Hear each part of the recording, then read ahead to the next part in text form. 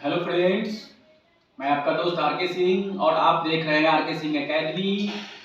इसके तहत आज के नए जो व्यूज हैं वीडियोस हैं, इसमें हम लोग आज पढ़ेंगे सीबीएसई क्लास 9 एनसीईआरटी की जो बुक है, वो एनसीईआरटी की बुक सोशल साइंस में हिस्ट्री हम लोग पढ़ेंगे आगे। अभी तक जो हिस्ट्री में पढ़े थे चैप्टर 3 है ना, चैप्टर 3 जो nationalism and the rise of Hitler, nationalism and the rise of Hitler, कैसे नेशनलिज्म नाजिम जो कहा जाता है, नाजी पार्टी थी, तो Nazim and the rise of Hitler जो हुआ, हिटलर का जर्मनी में उदय होना, कैसे ग्रोथ हुआ, इसके दो हिस्सा पार्ट 1 और पार्ट 2 अभी तक हम लोगों ने देखा। आप लोग इसको समझे। आज हम आगे इसको समझेंगे पार्ट 3 में आपके एनसीईआरटी के चैप्टर के अकॉर्डिंगली लाइन बाय लाइन, क्योंकि एग्जामिनेशन पॉइंट ऑफ व्यू को देखा जाए उसके हिसाब से, समझने के हिसाब से। और ऐसे भी हिटलर का जो चैप्टर है पार्ट, हिटलर अपने आप में एक अलग स्थान वर्ल्ड में रखते हैं, उनकी अलग एक आइडेंटिफिकेशन है। थोड़ा ज़्यादा नेगेटिव आइडेंटिफिकेशन समाज में है, लेकिन ऐसा होना नहीं चाहिए। सही देखा जाए तो अपने देश के लिए मैक्सिमम उनके डिसीजन उन्होंने लिए थे। इसमें बाकी बहुत ज़्यादा दूसरे की क्षति, जो सोसाइटी के लिए चेंजेस होना, ये अपने आप में बहुत ज़रूरी होता है। तो आइए देखते हैं लाइन बाय। आइए आगे का हिस्सा हम देखते हैं। पार्ट 2 में द इफेक्ट ऑफ वार, यानी जो युद्ध हुआ, उस युद्ध के बाद, वार के समाप्त होने के बाद की जो स्थिति कंट्री में, किसी भी कंट्री में जो रही होगी, इकोनॉमिकली जो डिस्टर्बेंस आती है, उसको हम लोग डिस्कस करेंगे। The war had a devastating impact. Really कोई भी युद्ध हो वो अपना विनाशकारी इतिहास छोड़ कर जाता हो। जो एंशियंट हिस्ट्री की बात कीजिए, मिडाइवल की बात कीजिए या मॉडर्न की बात कीजिए, कभी भी युद्ध हुआ हो, इतिहास के पन्ना आप पलट के देखिए, कहीं भी फायदा नहीं हुआ। So on entire continent, both physiologically and financially, मानसिक रूप से और आर्थिक रूप से। मानसिक रूप से कैसे आप कह सकते हैं युद्ध का क्या एस्पेक्ट है? किसी का बेटा चला गया, किसी का पति चला गया, किसी का भाई चला गया, तो कहीं ना कहीं दुख तो है लंबा, उसकी भरपाई नहीं है, तो मानसिक रूप से भरपाई है कहाँ से हो सकती है? आर्थिक रूप से हो सकता है क्या? कमाने वाला वही घर का व्यक्ति था, चला गया, कौन कमाएगा? उसके अलावा कितने घर टूट जाते हैं बम बारूद से, खेती डिस्टर्बेंस हो जाती है, फैक्ट्रियाँ डिस्टर्बेंस हो जाती है, तो जो भी उसमें इन्वॉल्व हैं वो सब अवरुद्ध हो जाता है। तो साइकोलॉजिकली और financially, from a continent of creditors, Europe turn into one of debtors. Europe turn, ध्यान से समझिए, Europe turn into one of debtors. तो यूरोप में मैक्सिमम ऐसा देश था कर्ज के तले दब गया। डेप्ट मतलब कर्ज होता है। कर्ज देगा कौन भाई? जो कंट्री की स्थिति ठीक होगी कर्ज देगा। तो कहने के लिए आप समझ सकते हैं अमेरिका की स्थिति अच्छी थी उस समय, तो अमेरिका ने ज़्यादा लोगों को कर्ज दिया, ज़्यादा क्रेडिट में लिया। Unfortunately the infant Weimar Republic, नवजात जो वाइमर रिपब्लिक था, गणराज्य था, जो शासन की व्यवस्था थी, इन्फेंट मतलब इसलिए कि नया ही था, बहुत ज़्यादा समय नहीं बीता था, was being made a pay for the sins of the old empire. यानी पूरा का पूरा ठीकरा फोड़ दिया गया वेइमर रिपब्लिक पर युद्ध का, कि भाई आपकी गलत नीतियों के कारण हम युद्ध में हार गए। The republic carried the burden of war, guilt and national humiliation and was financially crippled by being forced to pay compensation. Those who supported the Weimar Republic, mainly socialist, जो वेइमर रिपब्लिक को support कर रहे थे, खास करके सामाजिक थे, socialist थे, Catholics and Democrats, became easy targets of attack in conservatives nationalist circles. तो उनका निशाना जो था लोगों का जो इनके विरोध में थे काफ़ी ज़्यादा रहे कि भाई सामाजिक कैथोलिक जो विचारधारा के ये लोग थे, बैमर्स को ये सपोर्ट कर रहे थे ना, बैमर डुबा दिया हम लोग को, हमारे देश को, तो बिकम इजी टारगेट, निशाना बन गया आसानी से of the attack in the conservative nationalist circles. They were mockingly called the national November criminals. Mockingly का मतलब होता है ओरली इनका नाम दे दिया गया भैया कि ये नवंबर क्रिमिनल्स के नाम से जाने जाएंगे। क्यों? ये घटना जो घटी थी नवंबर में घटी थी और इस तरीके की जो घटना से देश को नुकसान हुआ, इसीलिए इनका नाम दिया November criminals. This mindset had a major impact. और ये जो सोच और विचारधारा थी कि किसी खास वर्ग के लोग किसी दूसरे खास वर्ग के लोगों के खिलाफ ऐसी अपने ही देश में विचारधारा रखे कि ऐसा था, तो एक हीन भावना, दुर्भावना हो गई कि अरे नहीं ये लोग ठीक नहीं है, ऐसे किया वैसे किया। तो ये यहाँ पर they were mockingly called the November criminal. They mindset had a major impact on the political developments of the early 1930s, as we'll soon see. The First World War left a deep imprint. प्रथम विश्व युद्ध जो था, The First World War left a deep imprint, खासा प्रभाव डाला, अपना पदचिन्ह छोड़ा on European society and policy. Europe की जो समाज है वहाँ पर, उसकी नीतियों पर। सोल्जर्स केम टू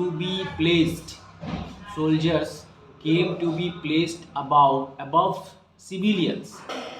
तो सोल्जर्स को जो था ये सिविलियन से ऊपर रखा गया, समाज से ऊपर रखा गया। Soldiers came to be placed above civilians. Politicians and publicists laid great stress on the need for men to be aggressive, strong and masculine. अब राजनीतिक पार्टियां, जो लोग थे, मेंबर थे, वो भी इस स्थिति को देख करके सरकार बनाना, दबाव बनाना, the media glorified trench life, कैसे इस स्थिति बनी, जो भी मीडिया थी वो इस चीज़ को एक्सप्लेन करना, बार बार याद दिलाना, युद्ध की स्थिति ऐसे बनी, ये बनी, इसके जिम्मेदार आप थे, इसके जिम्मेदार आप थे, उनके आर्टिकल छाप देना।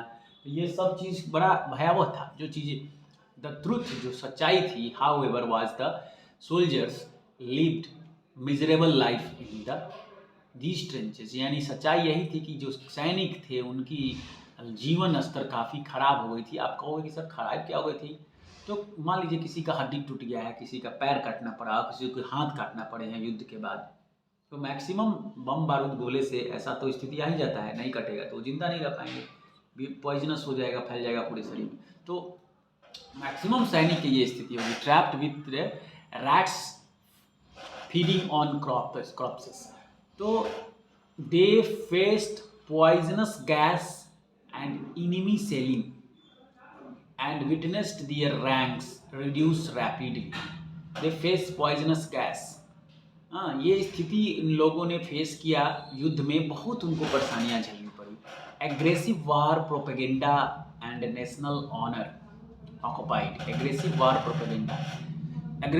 प्रोपेगेंडा को मैं बता दूं आपको, तो ऐसा कि दिखाया जाने लगा कि ये इन्होंने ऐसे कर दिया, उन्होंने वैसे कर दिया, गलत तरीके से र्यूमर फैला देना। Aggressive war propaganda and national honour occupied centre stage in the public sphere, while popular supports grew for conservative dictatorship that had recently come into being. So democracy was indeed a young and fragile idea which could not survive the instability of interwar Europe. Europe के आंतरिक जो युद्ध की स्थिति बनी हुई थी, उस समय डेमोक्रेसी कुछ भी खास सपोर्ट नहीं कर रहा था। तो कहीं ना कहीं युद्ध के बाद की स्थिति का जो वर्णन हम लोग किए हैं, वो देश के वासियों में जिस समुदाय से जुड़े हुए लोग थे, सैनिक थे, नेता थे, रिपोर्टर थे, सबको क्षति हुई थी।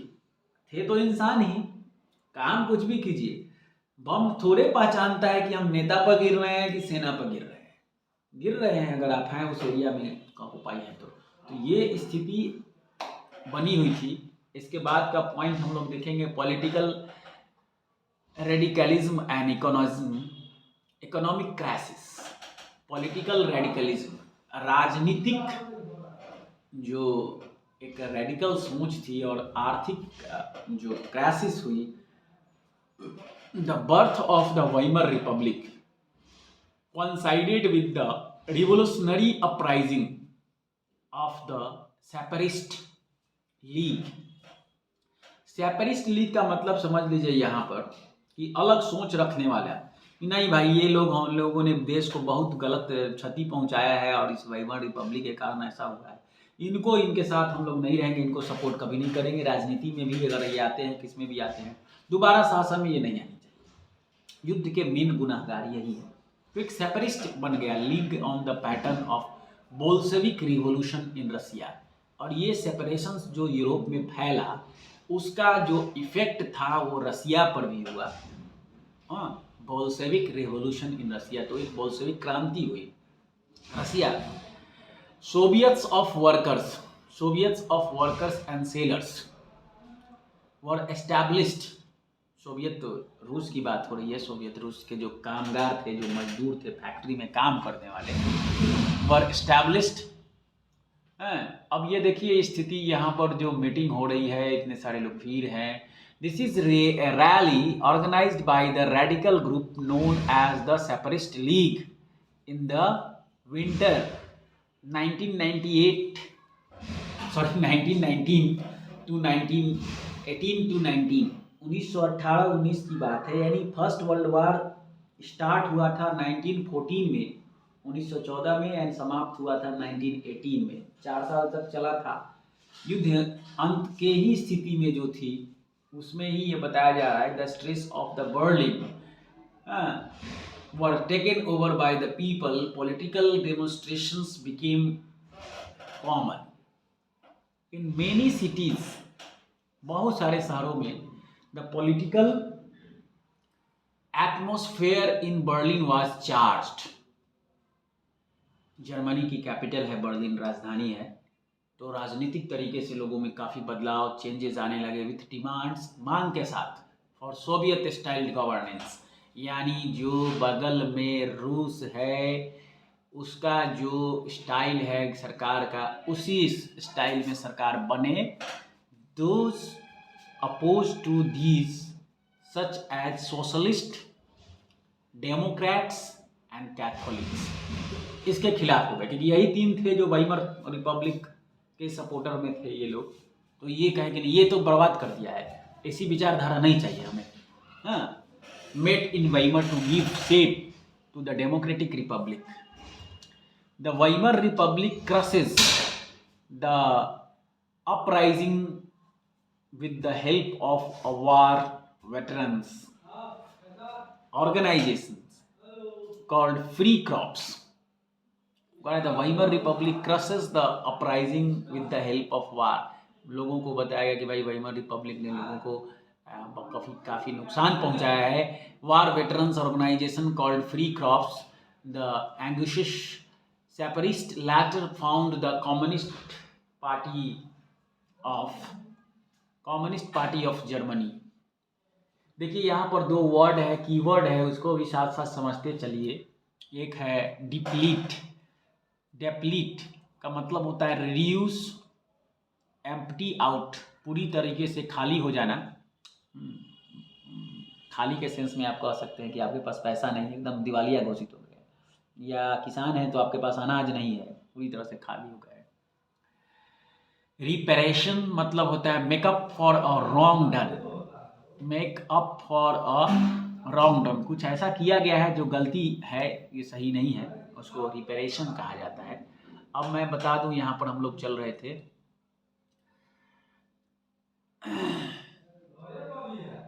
Communist and socialist henceforth became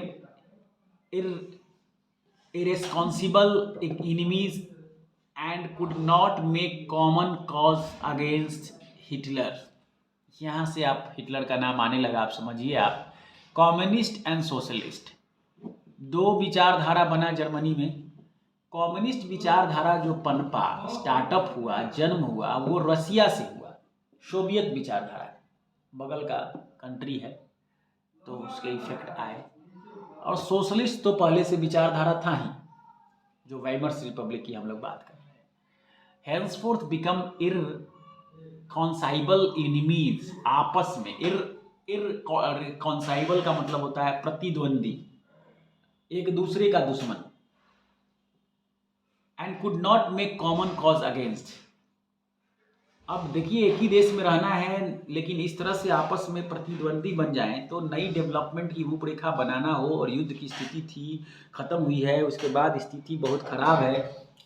आप एक लाइन में अभी समझ लीजिए कि ये ऊहापोह की स्थिति थी। क्या सही है, क्या गलत है, किसके साथ जाया जाए, कौन सी नीतियां लगाई जाए कि युद्ध के बाद का क्षतिपूर्ति हो जाए। मेन बात ये चल रही थी। अलग अलग तरह तरह की बातें होता है लोगों को कि भाई बगल का पड़ोसी का ये अच्छा रहा और उसने भी युद्ध लड़ा था, उसके बाद ऐसा किया, उसको बदलाव आ गया। तो ये सारी चीज़ें सोच विचार लोग करते रहते हैं। जैसे कि मैं बता दूं, राजा राम मोहन राय का जो प्रभाव रहा है, और भी ऐसे बहुत सारी चीज़ों में लोगों का उनका नाम लिया जाता है, उनके प्रभाव को। तो ये एक स्थिति बनी वहाँ पर। यहाँ पर भी वही बन रही थी। Political radicalisation was only heightened by the economic crisis। heightened मतलब बढ़ा चढ़ा देना, किसी चीज़ को दिखाना। The political radicalization was only heightened by the economic crisis of 1923। 1923 की बात है। Germany had fought the war largely on loans। Germany जो युद्ध लड़ा था वो कर्ज लेकर लड़ा था। जर्मनी हैड फाउट, फाइट से फाउट, लड़ा, the war largely on loans and had to pay war reparation in gold. अभी ना रिपेरेशन का मतलब खाली हो जाना पूरी तरह से। तो क्या खाली हो गया? इनका सोना। यानी जो कंट्री इनको लोन दिया था वो गोल्ड के आधार पर इनको सपोर्ट किया था। तोप देंगे, टैंक देंगे, भाला देंगे, जो भी देंगे, तेल देंगे लड़ने के लिए, कच्चा तेल, डीजल, पेट्रोल चाहिए, गाड़ियाँ चलेगी, तोप चलेगी, बड़ी बड़ी सामान ले जाने के लिए चाहिए ना, युद्ध में तो ज़्यादा खपत है। तो this depleted gold reserves at a time resources were scarce. In 1923 Germany refuse to pay. 1923 में जर्मनी मना कर दिया पे करने से, जिससे लोन लिया था। रिफ्यूज टू पे and the French occupied it's leading industrial areas. तो फ्रेंच जो था उसका बड़ा हिस्सा युद्ध के बाद कैप्चर कर लिया था जर्मनी का। टू क्लेम दियर कोल, दूसरा था जो कोयला को कैप्चर कर लिया था। Germany retaliated with passive resistance. Retaliate का मतलब होता है जवाबी कार्रवाई करना, बट ये क्या करेंगे जवाबी कार्रवाई, कमजोर इतने हो गए थे। Retaliated with passive resistance, passive मतलब समझबूझ के साथ उसका जवाब देने की कोशिश कर रहे थे कि देखिए भाई हम नहीं दे सकते हैं पैसा, हम उस स्थिति में नहीं हैं अभी, या इस एरिया को हमारा छोड़ दीजिए जिससे कि हमारा रेवेन्यू कुछ जनरेट हो जाएगा। ह्यूमैनिटेरियन ग्राउंड की बात हो रही है। एंड प्रिंटेड पेपर करेंसी, तो कहा कि एक काम करते हैं, उसने बहुत सारा कागज़ का नोट छाप दिया, रिप्लेसलेस। अब मैं बता देता हूँ आपको, इसको समझ लीजिए। इंडिया का जो करेंसी है वो रुपया है, अमेरिका की करेंसी डॉलर है।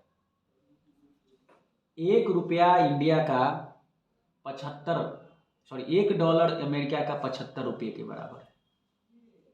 यानी हम 75 बार नीचे हैं उससे, 75 टाइम्स कम है। 1 डॉलर दे करके हमारा 75 रुपया वो ले सकता है, यही वैल्यू है ना हमारी। इस हिसाब में हम इसको कवर अप करने के लिए आर्थिक रूप से बहुत सारी योजनाएं और चीज़ें हैं लेकिन एक तरीका सिंपल अगर सोच ले सरकार की, भाई कागज का नोट ज़्यादा छाप देते हैं बाजार में ना, कागज का ज़्यादा नोट छाप देने से इकोनॉमिक कंडीशन नहीं सुधरती है, आर्थिक व्यवस्थाएं नहीं सुधरती है। आर्थिक सुधार जो डेवलपमेंट की रूपरेखा पर होती है, ज़्यादा से ज़्यादा लैपटॉप आपके यहाँ बनने लगे, ज़्यादा से ज़्यादा आपके यहाँ मोबाइल बनने लगे, कार की फैक्ट्रीज और बढ़ जाए, डिमांड बढ़, दूसरे कंट्रीज़ के लोग आपके यहाँ से लैपटॉप खरीदने लगे, दूसरे कंट्रीज़ के लोग आपके यहाँ से मोबाइल खरीदने लगे, दूसरे कंट्रीज़ के लोग आपके यहाँ से कार खरीदने लगे और भी गाड़ियाँ खरीदने लगे, टेक्सटाइल इंडस्ट्रीज़ पूरे विश्व में आपका ही कपड़े का डिमांड होने लगे। तो जितने ज़्यादा कंट्रीज़ से आपका डिमांड होने लगेगा उतनी ज़्यादा कंट्रीज़ की करेंसी आपके यहाँ आने लगेगी, तो उतनी ज़्यादा देश की करेंसी जाएगी तो उतना ही स्ट्रांग होइएगा। अभी हम क्या करते हैं, सिंपल समझिए, सबसे ज़्यादा कच्चा तेल हम लोग खरीदते हैं 95% कच्चा तेल के लिए जो कंट्री को हम पैसा देते हैं वो कंट्री हमारे से तो मजबूत ही होगा ना, क्योंकि हमारा पैसा वो लेता है तभी। इन हमारे पैसा लेने के लिए वो हमारा पैसा नहीं लेता है, वो इंटरनेशनल करेंसी कन्वर्ट होती है डॉलर के हिसाब से। यानी मान लीजिए कि हमको उसको $10 देना होता है तो ₹750 देना होता है अपना, तब $10 को चुकता करते हैं। कितना महंगा पड़ रहा है, वो डॉलर को कन्वर्ट करता होगा अपना दिनार में, अरब कंट्री की मैं बात बोल रहा हूँ। तो यहाँ युद्ध में भी वही होगा, आप कुछ दे ही नहीं सकते हो, आप बना ही नहीं रहे हो, आप अपने खाने के लिए आपकी स्थिति ही ठीक नहीं है और आप दूसरे को क्या दोगे या क्या बनाओगे।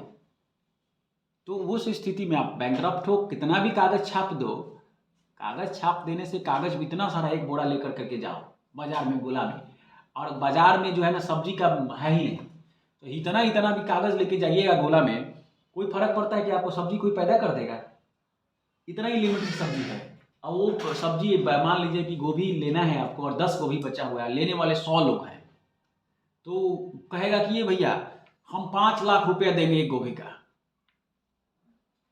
दीजिए 5 लाख। एक समय ऐसा आना चाहिए कि गोभी का रेट 10 रुपया में एक पीस हो जाए, 5 रुपये 1 रुपया में हो जाए, प्रोडक्ट बढ़ जाए, तब इकोनॉमी सुधरती है, प्रोडक्ट का सेल बढ़ जाए, आपका पैसा दूसरे कंट्री के हिसाब से ज़्यादा डिमांडेबल हो जाए। बार बार हम क्यों करते हैं, आर्थिक स्थिति ठीक नहीं है, रुपया 75 हो गया, $1 के मुकाबले 75 रुपया है, गड़बड़ है। मैं अब पुराने वीडियो में बताया हूँ कि आज़ादी के समय हमारे देश की करेंसी $1 1 रुपया के बराबर था, सोच लीजिए 1947 में। अब ये बार बार मैं बताता हूँ आप लोगों को, स्टूडेंट को, कि क्या हमारा स्थिति ठीक था या उनका स्थिति खराब था, दोनों स्थितियाँ समझनी है। तो ये स्थिति यहाँ पर 1923 की है। With too much printed money in circulation the value of Germany mark fail. इतना ज़्यादा छाप दीजिएगा पैसा, क्या करेगा कागज ले जाकर के, सामान है ही नहीं, सामान चाहिए ना, सामान दूसरा कोई देने के लिए रेडी है, तो दूसरे का करेंसी का आपका वैल्यू है क्या है। In April the US dollar was equal, देख लीजिए कितना बराबर हो गया, यहीं से डाउन होना शुरू हो गया जो आपका कहानी। This is very important part. In April US dollar was equal to 24,000 marks, 24,000 marks के बराबर $1, बहुत ज़्यादा स्थिति खराब। Marks July 3,53,000 marks. In August 4,62,000 marks, and at 98,86,000 marks by December। ऐसे बढ़ते गया वैल्यू। और ये फिगर को भी समझ लीजिए, फिगर नंबर 4 को, बास्केट्स एंड कार्ट्स है ना, टोकरी, being loaded at bank in Berlin. Berlin जो जर्मनी की राजधानी है, उसके बैंक से पूरा का पूरा रुपया है भरा हुआ है टोकरी से, कोई फर्क नहीं पड़ता है कितना भी टोकरी से रुपया भर लीजिए आप। Berlin with paper currency for wage payment, मजदूरों की पेमेंट के लिए। In 1923 the German mark had so little value that vast amounts had to be used even for small payments. छोटा काम के लिए बहुत पैसा दिया जाने लगा, कितना भी पैसा दीजिए कुल मिलाकर के काम की इम्पोर्टेंस ही बढ़ेगी वहाँ पर। तो had run into trillion as the value of mark collapsed. Mark उसका जो उस समय का करेंसी था, ठीक है, उसकी कीमत एकदम गिर गई थी। कोलैप्स मतलब गिर जाना। Collapsed prices of goods showed the image of German carrying cartloads of currency notes to buy a loaf of bread was widely publicized, evoking worldwide sympathy। यानी सबसे जो मुख्य रूप ज़रूरत की चीज़ें थी वो था खाना था, और वहाँ का मुख्य जो खाना था वो ब्रेड था, पाव रोटी था।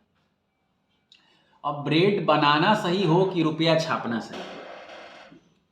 ब्रेड ज़्यादा बने तो गेहूं चाहिए, गेहूं आपके पास नहीं है। कारण क्या है?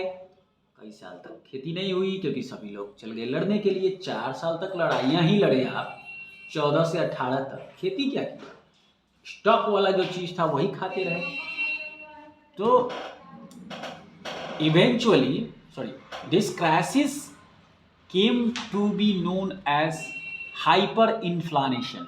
अति संवेदनशील जो होता है इकोनॉमिक्स में, इन्फ्लेशन होता है उतार चढ़ाव का। और सिचुएशन व्हेन प्राइस राइजेस, एक ऐसा स्थिति था कि प्राइस महंगाई बढ़ जाती थी। एंड फेनोमेनली हाई, अचानक से हाई हो जाना, थोड़ा कम हो जाना, मैक्सिमम हाई ही हो गया था। Eventually the Americans intervened. अचानक से ये सारी स्थिति को देख रहा था अमेरिका, भाप रहा था, और वो इंटरवीन किया and bailed Germany out of the crisis by introducing the Dewas plan.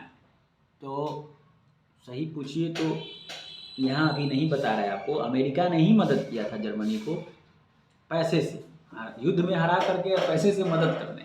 कहने का मतलब है एकदम स्थिति चाइना वाला भी है उस समय, जैसे अमेरिका ने किया था। कोरोना का वायरस फैला करके किट बेचो, पीपी किट बेचो, मास्क बेचो, सैनिटाइजर बेचो, वैक्सीन बेचो। ये क्या है? यानी किसी को जख्म दे करके और दवा बेचो, घाव दे दो और कहो कि मेडिसिन भी हम देते हैं और घाव भी देते हो। यानी सीधे सीधे जो नेचुरली बट नेचुरली जो हो सकता है जख्म, वो नहीं है, तो हम आपको पहुंचाएंगे, परेशान करेंगे और फिर अपना सामान बेचेंगे। तो ये स्थिति सिर्फ अमेरिका ने किया। 17 में एंट्री किया, 18 में युद्ध को समाप्त किया, हाँ, फिर उसके बाद ये दिवालिया घोषित हो गया, इनको सपोर्ट किया, इनको बैंकरप्ट घोषित कर दिया। तो introducing the Dewas plan which rework the terms of reparation of is the financial burden of Germany। तो जर्मनी का जो फिनेंशियल बर्डन था, अब ये देखिए, homeless men queuing up for a night's shelter 1923, the year of depression. अब इसके 23 के बाद के समय जो था वो डिप्रेशन का टाइम था। डिप्रेशन मतलब तनाव की स्थिति थी लोगों में। ये देख सकते हैं आप, ये ऐसी स्थिति बनी हुई थी कि लोग होमलेस थे, कि बेघर हो गए थे, घर टूट गए थे तो घर बनाने के लिए पैसे ही नहीं था। Main queuing up for a night shelter, रात का आसरा के लिए सरकार या कुछ ऐसे शरणार्थी कैंप लगाए गए थे जिसमें सब लोग रहने के लिए, एक साथ रहने के लिए मजबूर। 1923, द ईयर बिटवीन 1924-1928, 4 साल का time period saw some stability. 4 साल काफ़ी उथल रहा और 4 साल लगे स्टैब्लिश होने में जर्मनी को। Yet this was built on शैंड। German investment and industrial recovery were totally dependent on short-term loans, largely from the USA. This support was withdrawn with the Wall Street Exchange। जो भी Germany को support मिल रहा था, this support was withdrawn, ले लिया गया वापस, when the Wall Street Exchange crashed in 1929।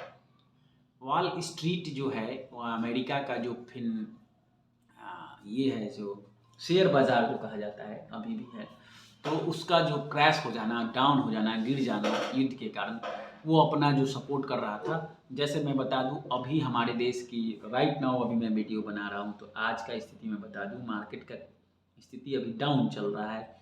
इसके पीछे का रीज़न कोरोना, फिर से ओमिक्रॉन हो या जो भी हो, मार्केट डाउन है। तो वही स्थिति है, मार्केट डाउन है, तो लोग मार्केट में जल्दी कोई पैसा लगाना नहीं चाहता है।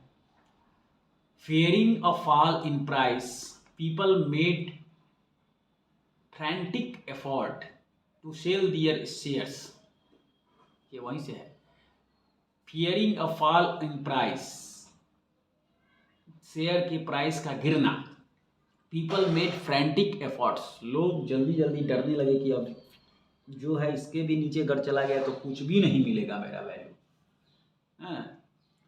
were sold. This was the start of the Great Economic Depression. और यही से एक आर्थिक तनाव भरा जो स्थिति था शुरू हुआ। ओवर द नेक्स्ट 3 years, अगला 3 साल बिटवीन 29 से 32, national income of the USA fail by half. तो अमेरिका का भी जो आर्थिक स्थिति जो डमाडोल हो गया। अमेरिका ने ही जर्मनी को मदद किया था, अब वो कह रहा है हम मदद नहीं करेंगे, हमारा ही स्थिति ठीक नहीं है। तो उस समय और ज़्यादा जर्मनी की स्थिति बिगड़ गई। तो 1923 से 32 the national income of USA fail by half. Factories shut down, कारखाने बंद होने लगे। Exports fail, farmers were badly hit and spectacular withdraw their money from the markets. The efforts of this recession, इस रिसेशन का मतलब होता है क्या बोलते हैं, बेरोजगारी। रिसेशन मतलब बेरोजगारी, अनएम्प्लॉयमेंट बढ़ जाना, मार्केट की स्थिति खराब हो जाना, उसको रिसेशन का है। Recession in the US economy were felt world wide. और जो अमेरिका की जो आर्थिक स्थिति थी दुनिया भर में, वो जहाँ जहाँ सपोर्ट किया था वो सबसे सपोर्ट वापस ले लिया। कहने का मतलब ये है कि अगर इसके देश में ही खुद कुछ गलत नीतियों के कारण उसकी स्थिति बिगड़ जाए, यानी मार्केट में इतना ज़्यादा वो दूसरे कंट्री को लोन दे दिया कि अपने कंट्री की नीतियाँ नहीं समझ पाया, फिर जाके उसको अपने आप को विड्रॉ करना पड़ा। अब इसका दूसरा एग्जाम्पल मैं बता देता हूँ। इंग्लैंड हमारे देश पर वर्षों से राज करता आ रहा था। फर्स्ट वर्ल्ड वॉर हुआ तब भी हम लोग कुछ नहीं कर पाए इंग्लैंड का, क्योंकि खासा उसको कुछ प्रभाव नहीं पड़ा। सेकेंड वर्ल्ड वॉर में इंग्लैंड को काफ़ी क्षति हुई, नुकसान। तब उसको लगा कि नहीं, अब इंडिया को हमको सरेंडर कर देना चाहिए, दे देना चाहिए। देना पड़ा उसको, क्योंकि अब अपना घर देखिएगा ना, उनके घर का नुकसान ज़्यादा हो गया तो दूसरे घर के आकर रह करके घर चलाइएगा नहीं। यहाँ भी वही हुआ, अमेरिका के साथ भी यही हुआ। इसका लेकिन जर्मनी का तो नियर अबाउट नज़दीक टाइम में मदद नहीं मिला, लेकिन दूरगामी परिणाम में जर्मनी को हेल्प मिला। The Germany economy was the worst hit, एकदम बुरा दौर से गुजर रहा था। बैड वर्स वर्स्ट, V3 है बैड का। Worst hit by the economic crisis. By 1932 industrial productions was the German economy was worst hit by economic crisis. By 1932 industrial production was reduced to 40%. औद्योगिक जो खपत था, प्रोडक्शन था, उत्पादन था, 40% कम हो गया। यानी 1 घंटे में या 1 महीने में कोई कंपनी 100 बल्ब बनाती थी तो वो 60 ही बल्ब बनाने लगी। या तो उसके रॉ मटेरियल नहीं जुट पाते थे, या तो लेबर खर्चा फैक्ट्री वाला नहीं दे पाएगा, तो लेबर कटिंग कर दिया। कहीं ना कहीं चीज़ें थी जो डिमांडेबल नहीं रही, या सेल ही नहीं हो पाता होगा तो कटिंग कर दिया। बहुत सारे कारण हो सकते हैं। यानी मार्केट में लोग हैं तो लोग भी तो सामान को खरीदें। कहने का मतलब हम वीडियो बना रहे हैं और लोग देखने वाले नहीं हो तो क्या वैल्यू इसकी रहेगी। तो सेम मार्केट की, बाजार की भी स्थिति वैसे ही है। आपके व्यूअर्स नहीं हैं, जनता नहीं है, तो आपकी इम्पोर्टेंस नहीं है। तो 40% of the 1929 level workers lost their jobs, production कम होगा तो नौकरी से निकाली जाएगी, मजदूर से निकाले जाएंगे, फैक्ट्री से निकाले जाएंगे मजदूर।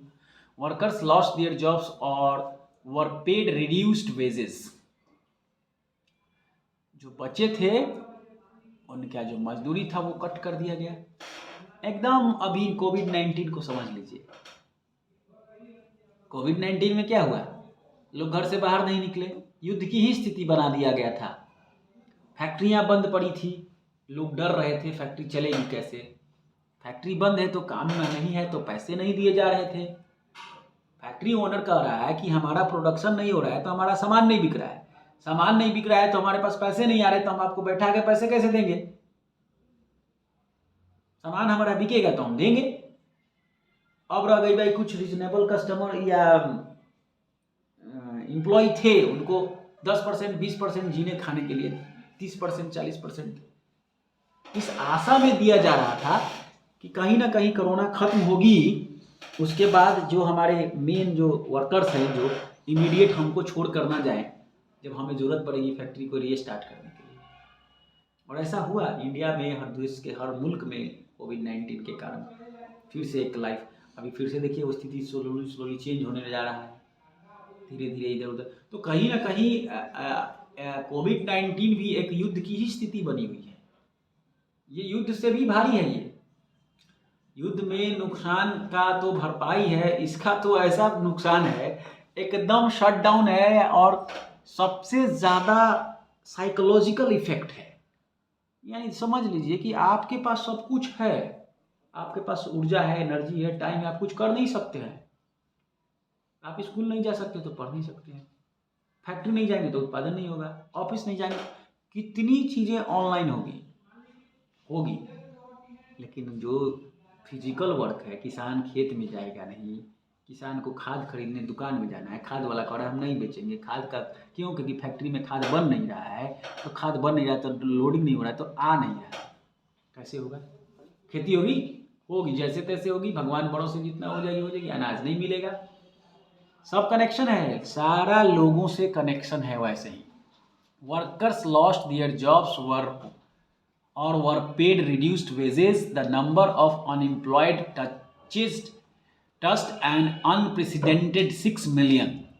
On the streets of Germany, you could see men with placards around their necks saying, willing to do any work. willing to do any work मतलब कुछ भी काम करने के लिए हम रेडी हैं, कैसा भी काम कीजिए।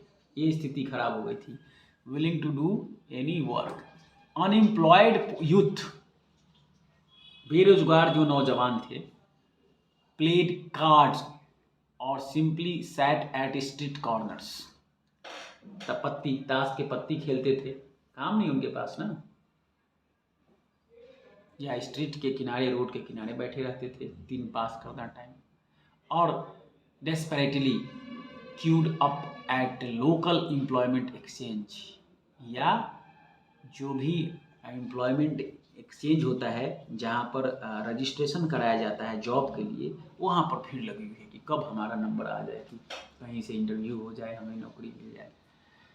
As jobs disappeared, the youth took to criminal activities and total despair became commonplace।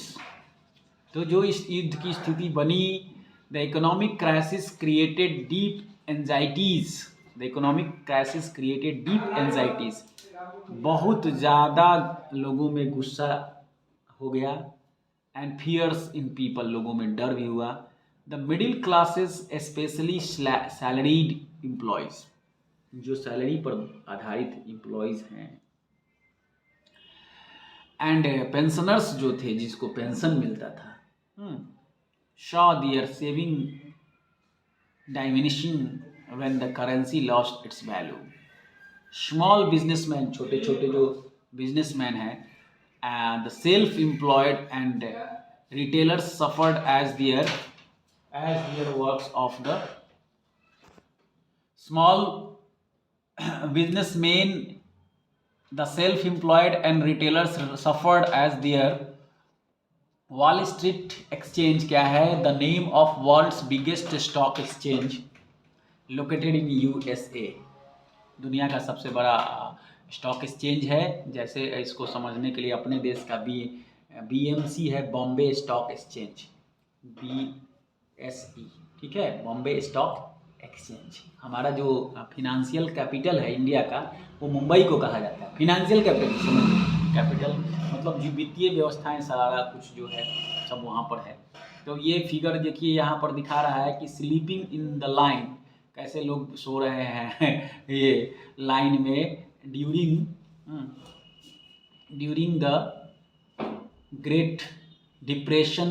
The unemployed could not hope for either ways or shelter on winter nights when they wanted to shelter over their head.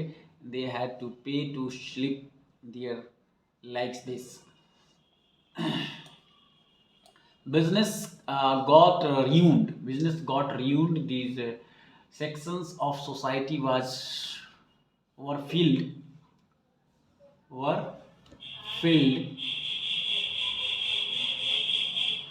Business got ruined मतलब होता है बर्बाद होना। तो business जो था वो पूरी तरह से नुकसान हो गया था। These sections of society were filled with the fear of proletarianisation. समाज में एकदम डर का स्थिति बना हुआ था, कब कहाँ किसके साथ क्या हो जाए, भुखमरी की स्थिति थी। एंड एंजाइटी भी, गुस्सा भी था कहीं ना कहीं। तो अगर आपको आराम कुछ नहीं मिलेगा तो गुस्सा रहेगा ही। of being reduced to the ranks of the working class, or worse still the unemployed. Only organized workers could manage to keep their heads. Only organized workers could manage to keep their heads above water.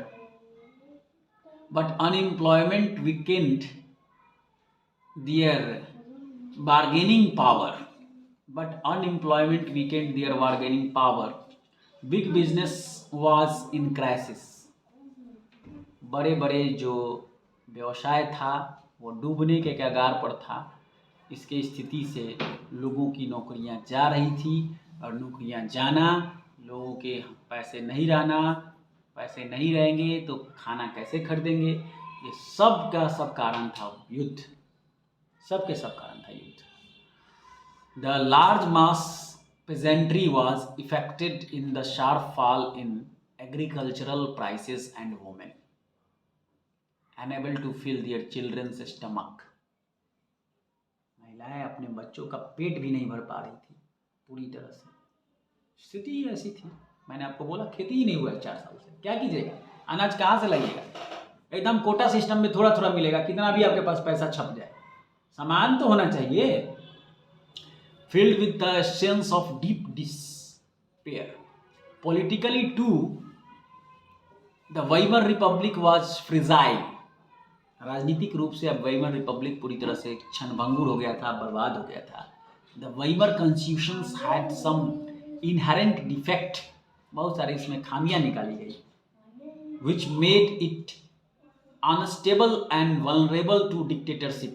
और इसको बता दिया कि ये सही नहीं है, ये तानाशाही है। जिस तरह से बदलाव किया जा रहा है, इस बदलाव में ऐसा किसी का भलाई नहीं है। One was proportional representation.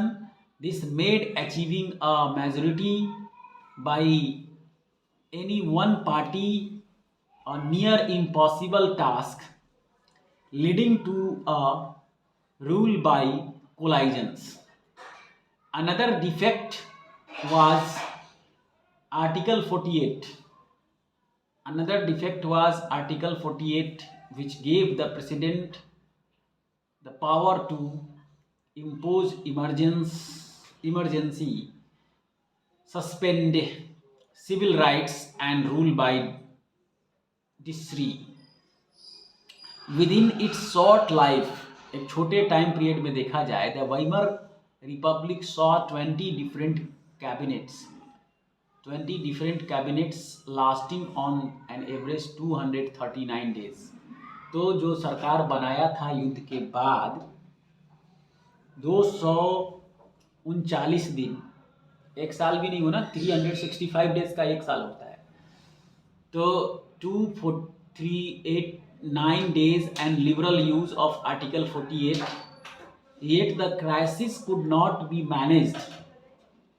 People lost confidence in the democratic parliamentary system, which seemed to offer no solution. Proclamation to become improvised to the level of working classes. Level of working classes. तो ये एक अपने आप में बहुत बड़ा मुद्दा था, एजेंडा था, जो कि वर्किंग क्लास के लिए अपने आप में सोचने वाला बात था।